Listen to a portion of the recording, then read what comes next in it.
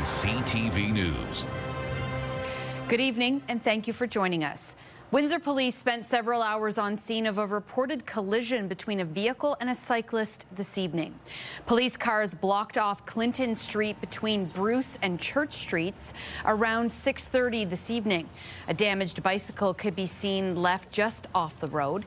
Police have not provided any updates on injuries sustained during this collision. A Kingsville man is in hospital tonight with life-threatening injuries after being involved in a weekend collision with an alleged impaired driver. It happened just before 11 at night on Saturday on County Road 20 and McCain Side Road. A 47-year-old driver from Windsor is facing 4 impaired driving charges, had his license suspended and vehicle towed. Meanwhile, a 57-year-old man from Wheatley was transferred from Erie Shores Healthcare to Windsor Regional Hospital after suffering serious injuries Friday afternoon. Police say the man's vehicle struck a berm, became airborne before coming to rest on a beach. This one happened on Erie Street South. The road was closed for several hours for the investigation. Meantime, in Windsor, another pedestrian was struck over the weekend, and once again it happened outside the crosswalk. CTV's Travis Fortnum has the details and the police concern. If you've driven down Olette, you've probably seen it. People weaving through traffic, crossing mid-block, trying to save a few steps. This weekend, Windsor police say that decision left a 40-year-old woman fighting for her life. Police say she was hit by a vehicle while crossing near the hospital around 2:30 Sunday morning. You need to get that driver more time to react. It takes time for them to see you, to process that you're there, then actually stop. Investigators believe the woman was crossing outside a designated crosswalk when she was hit, and while the circumstances surrounding every collision are different, police say the challenge isn't unique. So far this year, Windsor police have investigated 45 crashes involving pedestrians. A pedestrian was struck and injured or worse in each of these incidents. Ward 3 Councillor Ronaldo Agostino says one stretch of Olette stands out. I see it all the time, not using the crosswalk, and it's a dangerous situation that, needs to be addressed. For police, the message is simple. It's not worth the couple of seconds that it takes, or that you're trying to save to cross midsection. It's not worth it. You could be left with serious injuries or worse. The woman struck Sunday remains in critical condition. Police say the driver stayed at the scene and was later taken to hospital himself with non-life-threatening injuries after allegedly being assaulted by a man who had been with the pedestrian. Investigators say charges remain possible as the investigation continues. Travis Fortnum, CTV News. 2 more councils debated development charges tonight. Let's begin in Amherstburg, where council is not going to apply for an $8.8 billion government fund. This is what's running our country right now, with no real clear definitive whether we're going to be in the green or in the red. And with our debt load, I'm not testing the waters on this. There's no guarantees of anything here.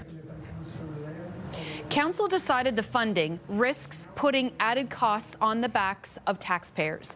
Municipalities are being asked to cut development charges by at least 30% for the next 3 years. The town would have to make up more than $3 million lost from its tax base as a result. In return, municipalities would be granted some of the lost funding for a portion of a major infrastructure project. The provincial and federal governments are joint funding the grants to try and spur housing growth. However, Mayor Michael Prue feels the program is aimed at larger municipalities like Toronto or Mississauga. The development charges we do not get from the developers until the home is occupied. So we have to put the money in the bank or take it from the reserves or something, and then we have to ask the taxpayers to fund it up front in order to get it back later. It's just not a good idea. All in favor? Opposed? And we have Deputy Mayor Shepley and Councillor Mady opposed. That's the decision at Essex Town Council, where members approved an application to that development charge program. The town is submitting a list of projects which qualify for funding under the government's requirements. 2 members, as you heard, voted against the recommendation. Essex joins LaSalle, Kingsville, and Lakeshore in submitting an application. Municipalities will only cut development charges if they're selected for the program. Now, on the other side of this story, new housing starts are up, but only slightly in Windsor, Essex. According to the Canada Mortgage and Housing Corporation, 40 single detached homes were started in May. That's up from 33 last May. While an upwards trend is good, it doesn't necessarily mean the industry is in an upswing. You're coming from a lower base, so you're a little bit ahead of last year, but last year wasn't necessarily that strong of a year. Municipalities in the region are starting to they know this. They're trying to incentivize the market, and that's why we think there'll be a bit of a short-term lull maybe in the construction. Meantime, Essex County's municipalities are expecting a population boom in the next decade. It could be a tricky thing for the smaller communities like LaSalle to navigate. Here's CTV's Sanjay Maru with a look at the numbers. With community spaces inside the Vollmer complex often fully booked, officials are looking for public feedback on expanding the recreation center. I came from Windsor, so it was nice, lower taxes, more of a small town feel. It still has that somewhat, but I know the expansion's planning to another 20,000 people in the next 10 or 15 years. The town's population continues to rise, and fast, but that's not sitting well with all residents. We hear it quite often where the small town feel is starting to go away. The increase is far from exclusive to LaSalle. Zoom out across Essex County and you'll find, as of 2021, about 199,000 people lived across its 7 municipalities. But according to the county's growth forecast, that number could top 232,000 by 2031, and by 2036, 250,000. The same number in the city of Windsor is maybe a 1 or 2% level of growth, whereas that same number of people in a smaller municipality, you're talking about 10, 15%, that turns into real service pressure. Kieran McKenzie, who sits on the Association of Municipalities of Ontario, says rapid growth can put immediate pressure on municipal services, such as waste management and policing. He says the challenge is smaller communities may not yet have the tax base or financial capacity to pay for those expansions up front, adding the best way to keep up is for municipalities to work together and pool their resources. I don't want to use the term necessarily amalgamation, but where you can find opportunities to partner with municipalities to be able to develop those capacities in order to meet service levels and service level pressure. As for people attending Monday's open house at the Vollmer complex, some say growth may change the community they've known for decades, but closing the door to new residents isn't an option. Even when I moved here 20-something years ago as a smaller town, it's growing into a bigger town. Had it not grown, we wouldn't be here ourselves, right? So you can't really be adverse to expansion. Sanjay Maru, CTV News. In Colchester, complaints have flooded the mayor after a jet skier got a little too close for comfort. We get this story from CTV's Chris Campbell. I don't want any accidents to happen. I want to have this conversation before somebody gets hurt. As families head to Colchester Beach this summer, town officials are reminding visitors that the designated swimming area is meant to stay just that, for swimmers. Let's get the word out now. There's far too many jet ski accidents in Windsor, Essex County for this to happen right here. The mayor raising the alarm after the town received multiple complaints about a jet ski in the beach area over the weekend. While that remains under investigation, many beachgoers say they expect the swimming area to be a safe place for children and families. We come to this beach because it's safe, because I can trust that my kids are safe at the beach, and we want to keep it that way. People don't follow the rules nowadays. They just do what they want. There are so many other places where people can ride jet skis. We need to preserve this for families with young children. It's the safety factor. Small children in the water, maybe they may not see them. I just think it's a little bit on the irresponsibility side. Police say operators of personal watercraft have a responsibility to stay alert, slow down around swimmers, and always operate safely. Officers say a moment of carelessness can have devastating consequences. To use some common sense, you want to stay away at least 30 meters from from swimmers and other craft, and obviously slow down as well. The town says the concerns are already prompting action. Administration is reviewing the issue ahead of a special meeting at the harbor later this month. Additional recommendations are expected to come before council in July. Among the measures being explored, improved signage, enhanced security, and reinstalling buoys that were damaged last winter to separate the swimmers from watercraft. We did reach out to the contractor about a month ago, so we do have it on the radar soon. We're just waiting for the timing when their mobilization units are passing through the area. Otherwise, it's very expensive for us to get the boats out there. Chris Campbell, CTV News. And this is our question of the day. Should jet skis be allowed near public beaches? Go to our website to cast your vote, ctvnewswindsor.ca. On Friday, we asked if you zipper merge in construction zones.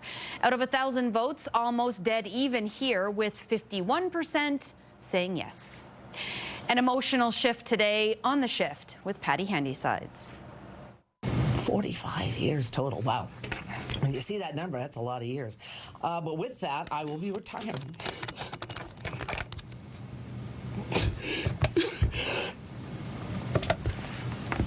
I didn't think I'd get so emotional, but in 2 weeks' time, I'll be hanging up the mic and my headphones.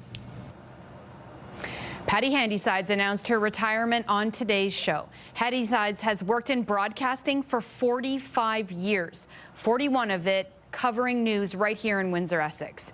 As rewarding and distinguished a career as it has been, Handysides told us she's already looking forward to what comes next. There's a lot of different things going on in this community that I would like to help out more. One of them is getting the Ojibwe named as an urban national park. I would love to help out more on that, to push, whatever minister of the day needs it, let's push it, and things like that. Just community things. I want to do more and just help out. Speaking of broadcasters, CTV meteorologist Gary Archibald will join me after the break with your complete look at the weather. And then later, funeral arrangements are in place for OPP Constable Tarun Bali. CTV meteorologist Gary Archibald joins me now with a look at the forecast. And Gary, I understand there is plenty more rain on the way. Yes, rain likely to be the big story, Michelle. Good evening. Good evening, folks. I think for the next 4, maybe 5 days straight at times. So keep the umbrella near and by. We got a good dousing of rainfall over the weekend that just passed. We needed it, though. We needed it. The ground's obviously somewhat parched, and the growers and anyone taking care of lawns and gardens would have been thankful. Reach a high just 2 degrees shy of our average, but a very comfortable 23 degrees Celsius. The air quality was good, a mixture of sun and cloud through dusk. Dusk was beautiful, and we're still looking at a, relatively speaking, quiet night.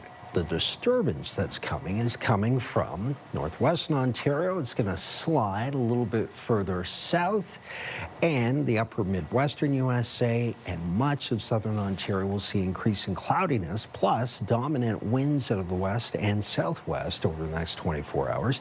Increasing cloudiness, showers starting to move through, intermittent as well as isolated and intermittent thunderstorm activity for the afternoon as well.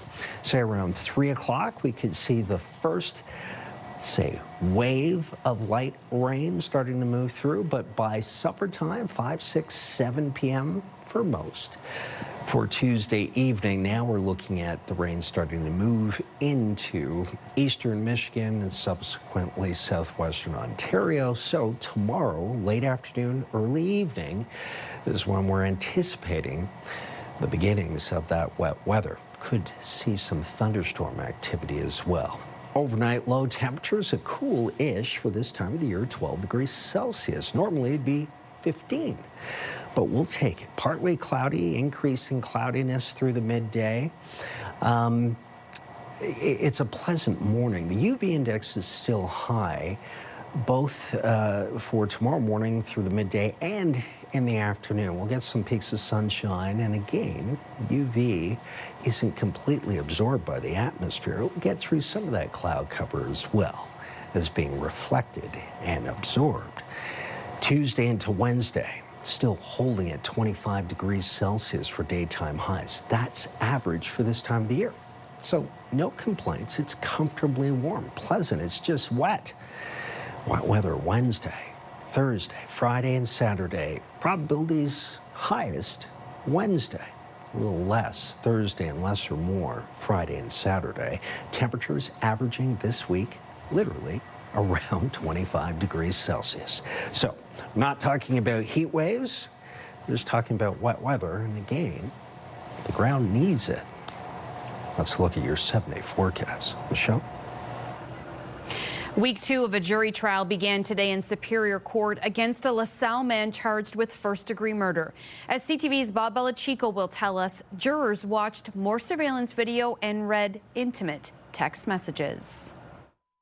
In the agreed statement of facts presented today, search warrants were granted to access the contents of electronic devices belonging to Glenn Mayer, wife Lillian, and others, including Tony Bashara. His phone could not be unlocked. Lillian Mayer's phone showed exchanges between her and Bashara on Facebook Messenger shortly after 4:30 a.m. on January 20th, 2024, which ended with Bashara saying, quote, "Good night, beautiful," with a rose and music note emojis. Just over a half hour later, Glenn Mayer sent a note through his wife's messenger saying, quote, "Hey, it's Glenn. Everyone loses today." A minute later, another message. "I will speed up your karma. You should know better." The infotainment system on Mayer's F-150 revealed his full route the morning of January 20th, 2024. That information was reinforced by video obtained from various sources, including a couple of restaurants, a gas bar, and the Ministry of Transportation. Those videos were shown today in court. Mayer left his house shortly after 5:30. The Crown says Mayer had multiple conversations on the phone. He also shared a series of texts with people, including a friend who told him, quote, "You're effing scaring me." The friend followed up with 2 texts, one saying, quote, "Lots of reasons to act rationally," followed by, "Way more, actually. 3 little kids that need their dad. F the rest." Video shows Mayer's vehicle slow rolling through the neighborhood in the 700 block of Filaria Avenue in Lakeshore. At about 7:12 a.m., the driver door opens and closes 4 times before Mayer walked towards Bashara's residence while his cell phone disconnected from the pickup. About 3 minutes later, a home down the street caught popping sounds. Family in the courtroom watched attentively, with a member of the gallery putting an arm around a family member after the 3 sounds were heard. In the video, Mayer is seen leaving shortly thereafter. He texted his employer he was going to miss work that day. Mayer also texted a friend saying, quote, "Love you, pal. Going to jail. Answer your phone before I turn myself in." The trial resumes Thursday. Bob Belachico, CTV News. In London, police have now laid charges of criminal negligence against the alleged driver who crashed through the wall of a fitness center. 59-year-old Jennifer Lynn Hopper is facing 6 counts of criminal negligence causing bodily harm. Police have said about 30 women were inside a Good Life fitness center on Friday when the vehicle crashed through the wall. 6 were injured, as well as the driver. Police say one of the people injured is still in critical condition, another is fair, 1 in good condition, 4 others have now been released from hospital. The gym remains closed as police say their investigation is far from over. We have a series of investigations. Currently, our accident reconstruction unit is engaged, as well as our major crime section. They're considering all investigative angles, which require searches and examinations, and those things take time. In Toronto, where a 12-year-old boy is facing an attempted murder charge after allegedly hitting a Toronto police officer with a car. Police were called around 1:30 a.m. after receiving a report of a stolen vehicle. Ontario's police watchdog says officers attempted to stop the car when the 12-year-old driver allegedly fled the scene and struck one of the officers. An officer shot at the vehicle multiple times. The SIU says it's not clear whether the officer fired at the car before or after he was hit. A funeral will be held Thursday in Mississauga for OPP Constable Tarun Bali. Constable Bali was hit by a vehicle last Tuesday near Thunder Bay. He was part of a search for a man who had escaped from hospital. His visitation and funeral are not open to the general public, but mourners will be permitted to watch the funeral procession and watch on the live stream on the OPP's website. Meantime, funeral arrangements have not yet been released for Constable Mark Pinizzodu. The Toronto police officer with 18 years experience was killed last Thursday morning while executing a search warrant. A 19-year-old is facing charges.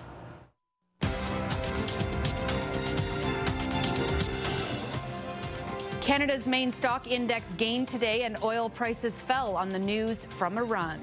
In Toronto, the TSX gained 338 points, and in New York, the Dow added 469, the Nasdaq up 795. The Canadian dollar dropped a modest 0.03 cents, and on commodity markets, gold gained almost $1.13 an ounce, oil fell $4.13 a barrel. Start your day with the latest local news. By signing up for our newsletter, you'll get direct local content straight from CTV Windsor to your inbox, including top stories, the forecast, and videos. You can sign up at ctvnewswindsor.ca. Die-hard Windsor Spitfire fans are no doubt celebrating the Carolina Hurricanes Stanley Cup victory. Taylor Hall, no number 1 overall pick, has gone longer before winning the Stanley Cup, 16 years. Carolina took Game 6 over the Vegas Golden Knights 3-0 to win their second NHL title this past weekend. Former Spitfire Taylor Hall scored in that game. And as you likely know, Hall has already won a Memorial Cup and OHL championships with the Windsor Spitfires. Joining him for the Canes is ex-Spitfire Jalen Chatfield and Tim Gleason, who is an assistant coach for Carolina. To Chatham now with a player finding a unique way to kill time during this weekend's storms.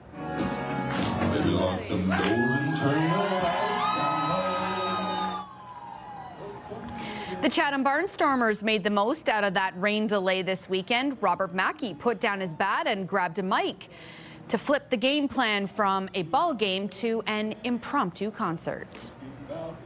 So there was some fan karaoke going on. And I jokingly said, I'll do it.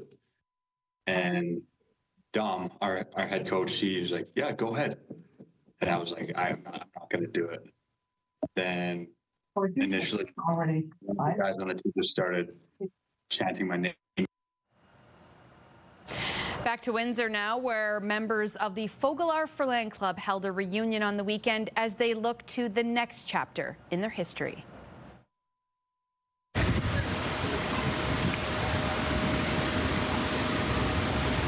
Our club has been around for many, many years, and we are welcoming back all our ex-staff members and board members, and we're just celebrating the Fogelar. 65 years of being here and doing so much for this community.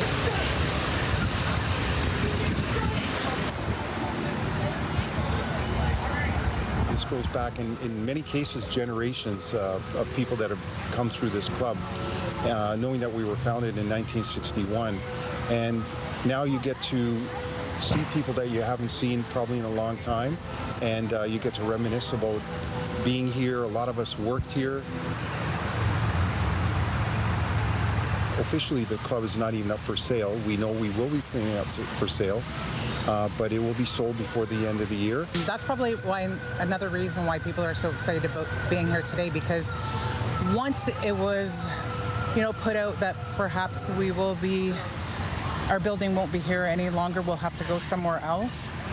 It became very emotional for a lot of people because that building has, let's say, many ghosts in it, of people that are no longer here that walked in those halls. It'll be in a different form and a different way, but we're still going to be very much a club, and it's going to be more member focused going forward. But we're excited about the new direction that the club is going to go in. A popular Windsor summer staple took over the WFCU this weekend. My favorite truck was the crane truck. We pretend played too. What did you save? I saved a raccoon and a cat. Thousands attended this year's Media Machine. Fire trucks, trains, construction equipment, and of course, power trucks, all on display for the kids. While the kids clearly enjoy sitting in their favorite big vehicles and firing up the sirens, organizers say the main overall goal of this event is promoting literacy. So our goal is to have lots of different machines that kids are used to seeing in their favorite books, get them a chance to get on the machines, honk the horns as you can hear, and really get hands-on play with them. And let's check in one final time on the weather. Here's CTV meteorologist Gary Archibald. Michelle, I think tomorrow is going to be a nice day to start. A bit windy, windier towards the midday, and certainly windiest through the late afternoon, early evening. We'll see a high of about 25 degrees, say around 3 o'clock. Showers around that time as well. Potential thunderstorms thereafter. Wednesday, Thursday, Friday, and Saturday right now are a mixture of sun and cloud, mostly cloudy. Good chance of showers tomorrow, I think, even more than that 40% mark. And then a little bit more on Wednesday. Thursday, Friday, Saturday, Sunday, and Monday, temperatures still around 25 degrees throughout the region for daytime highs, and the average low for this time of year is about 15. We are well within those statistics. It's about the wet weather. Keep the umbrella nearby for the next several days. Have yourselves a good night. Michelle? Well, summer will be here this weekend. Perfect timing then for the beach bus in Lakeshore. The free weekend shuttle is being offered because, well, this beach is too popular. Officials say ever since Sandpoint Beach in Windsor closed, sun worshippers have chosen Bell River as their next best bet. That's led to jam-packed parking lots. Starting this weekend, buses will run from the Atlas Tube Rec Center on weekends and holidays from 10 until 5 o'clock at night. Oh, and don't forget, you have one more weekend to enjoy Carousel. This past weekend was a hit. Organizers say opening weekend of the festival saw 1.6 million social media engagements, along with 111,000 visitors. Some of the newer villages were so popular, they ran out of food. The festival features dozens of cultural villages showcasing distinct food, music, and traditions from right around the world. Go to our website, ctvnewswindsor.ca, for a link to all the different places open this weekend.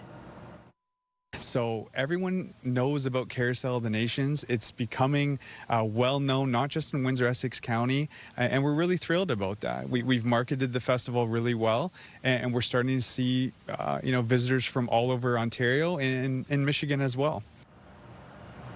That's all the time we have for now. On behalf of the entire CTV News Windsor crew, thank you so much for watching. I'll see you right back here tomorrow night at 11 o'clock.